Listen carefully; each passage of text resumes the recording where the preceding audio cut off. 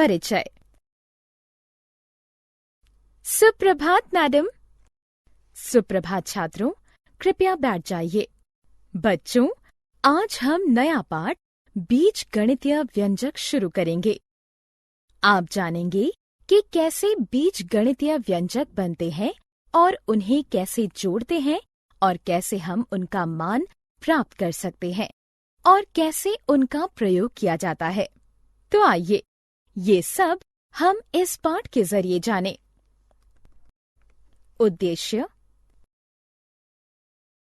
इस पाठ के अंत में आप निम्न करने में सक्षम हो जाएंगे: चर और अचर को परिभाषित करना, बीज गणितीय व्यंजकों के निर्माण की व्याख्या करना, किसी पद के गुणज और गुणांक को पहचानना, बीज गणितीय व्यंजकों का जोड़ और व्यवकलन करना, किसी व्यंजक का मान ज्ञात करना। चर और अचर। जिन व्यंजकों में बीजगणितीय चर और अचर पद होते हैं उन्हें बीजगणितीय व्यंजक कहते हैं। x, y, l, m जैसे अक्षर का प्रयोग चरों को व्यक्त करने के लिए किया जाता है। अतः एक चर कई मान ग्रहण कर सकता है और इसका कोई निश्चित मान नहीं होता। दूसरी तरफ जो मान परिवर्तित नहीं होता उसे अचर कहते हैं। अतः समीकरण 7x² प्लस 5xy प्लस 8 में x और y चर हैं और 8 अचर हैं। व्यंजक का निर्माण। बीजगणितीय व्यंजन का निर्माण चर और अचर के योग, व्यवकलन, गुणन और भाग की सहायता से होता है। आइए देखें कि बीजगणितीय व्यंजक 6x प्लस 9 किस तरह से बना। ये बहुत आसान है। सबसे पहले चर x को अचर 6 से गुणा कीजिए और उसके बाद गुणनफल में अचर 9 जोड़िए। इसी प्रकार 14y माइनस 30 को 14 में y का गुणा करके गुणनफल से 30 घटा देना है। अतः बच्चों, आपने देखा कि ये व्यंजक चर और अचर के योग से प्राप्त किए जाते हैं। आप चरों को उन्हीं से जोड़कर या दूसरे चरों से जोड़कर व्यंजक प्राप्त कर सकते हैं। व्यंजक के पद। अब हम व्यंजक के गुणज और गुणांक के बारे में चर्चा करेंगे। व्यंजक 9x प्लस 4 पर विचार कीजिए। इस व्यंजक के निर्माण में हम पहले 9x का निर्माण करेंगे और फिर गुणनफल से 4 जोड़ देंगे। आपने इस व्यंजक में देखा कि इसके अलग अलग भाग हैं, जिनका अलग अलग निर्माण करके जोड़ दिया गया। इन भाग को व्यंजक के पद कहते हैं। इसका अर्थ है कि पदों के योग से व्यंजक बनते हैं। 5x प्लस 3y में कितने पद हैं? सही है, इनमें 2 पद हैं। पद के गुणज। एक पद अपने गुणज का गुणनफल होता है, लेकिन ये गुणज क्या है? इस पद को देखिए। हम कहते हैं कि 3x और y पद 3xy के गुणज हैं। क्या आप जानते हैं कि 5xy प्लस 10 को ट्री डायग्राम से भी व्यक्त किया जा सकता है? यहाँ बिंदुकित रेखा का प्रयोग गुणज के लिए किया गया है और सतत रेखा का प्रयोग पद के लिए किया गया है। याद रखिए, गुणज का गुणनखंड नहीं किया जा सकता। गुणांक। किसी चर का संख्यात्मक गुणज उसका गुणांक कहलाता है। देखिए, 5xy में 5 पूरे पद का गुणांक है। आइए इस व्यंजक को लें।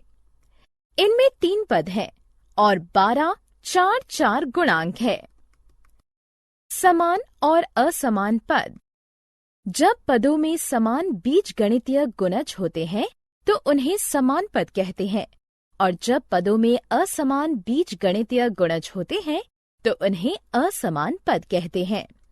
आइए एक उदाहरण देखें। हमारे पास एक व्यंजक है। अब पद 4xy और 3xy को देखें। 4xy के गुणज हैं 4x और y। इसी तरह 3xy के गुणज हैं 3x और y।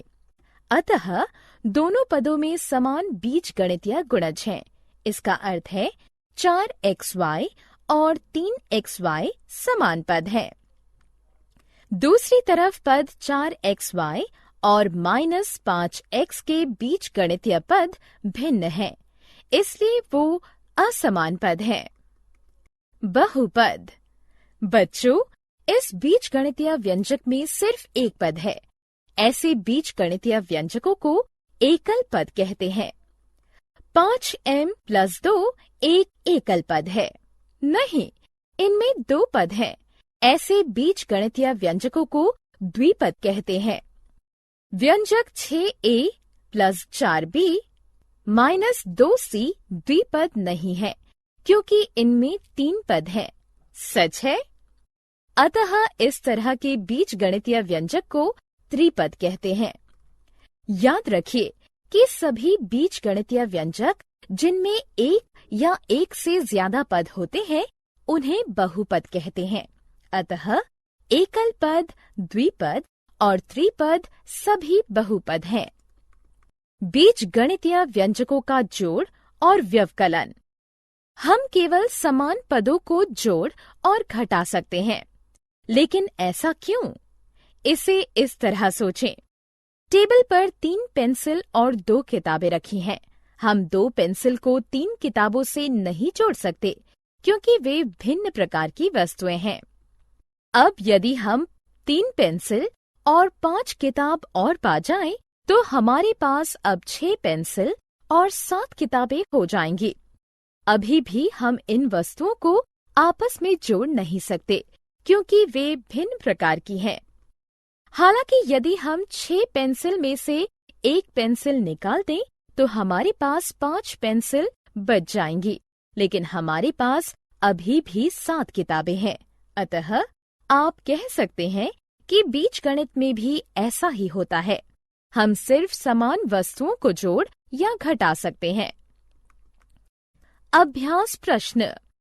हमारे पास 2 बीजगणितीय व्यंजक हैं। आइए उनका योग ज्ञात करें। समान पदों की पहचान करें और उनका योग करें। अतः 5x और 3x समान पद है और 4 और 7 समान पद है। 5x और 3x का योग 8x होगा। 4 को 7 से जोड़ने पर 11 प्राप्त होगा। अतः योग 8x + 11 होगा। अब प्रश्न है कि 4ab + 10b - 16a में से 30ab + 12b + 14a घटाना है। हम उसी नियम का पालन करेंगे जिससे हमने जोड़ किया था। समान पदों को एक साथ रखें और उनके चिन्हों का ध्यान रखें।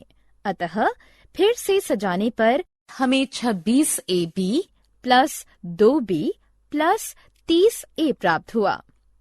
किसी व्यंजक का मान ज्ञात करना। इस वर्ग को देखिए, इसका क्षेत्रफल वर्ग L के बराबर है। यदि L का मान 4 सेंटीमीटर है, तो वर्ग का क्षेत्रफल क्या होगा? जी हाँ, आप सही हैं। ये 16 वर्ग सेंटीमीटर होगा।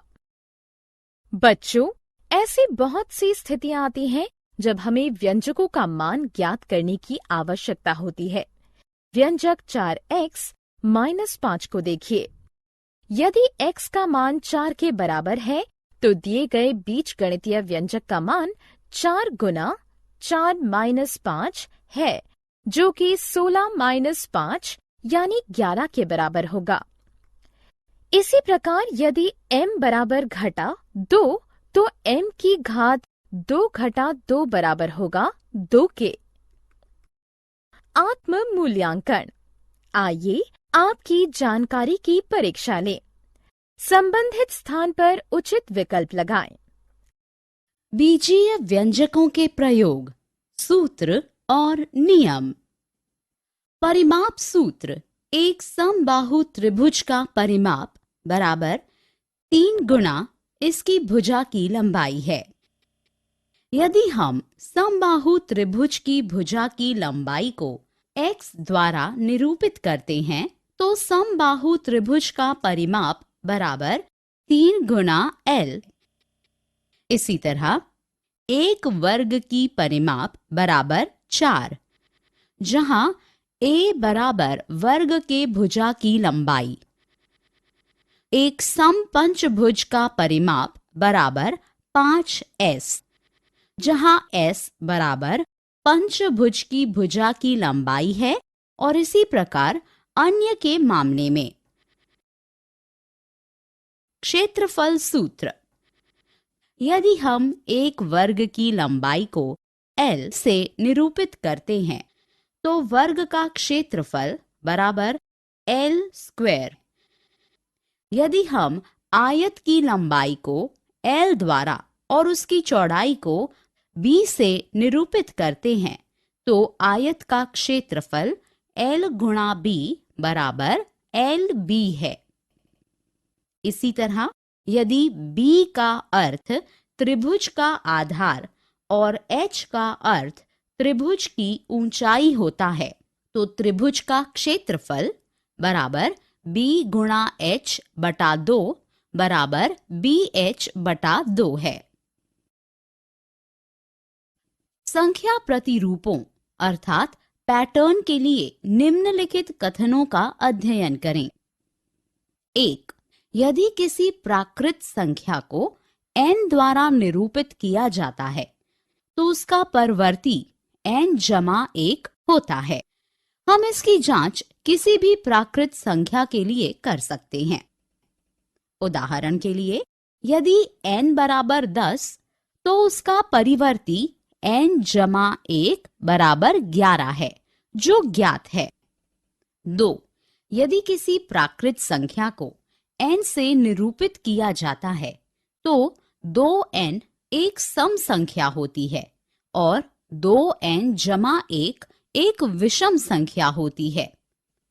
आइए हम इसे किसी भी संख्या के लिए जांचें। माना 15 लेकर करें।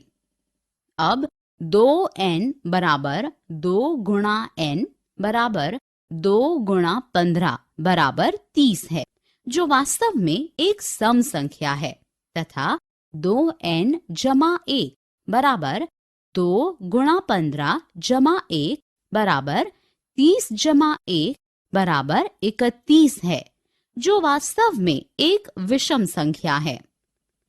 कुछ और संख्या पैटर्न। आइए अब हम संख्याओं के दूसरे पैटर्न को देखें। 3, 6, 9, 12, इसी तरह आगे भी 3n तक। ये संख्याएं 3 के गुणज हैं और इन्हें 3 से प्रारंभ करते हुए आरोही क्रम में व्यवस्थित किया गया है।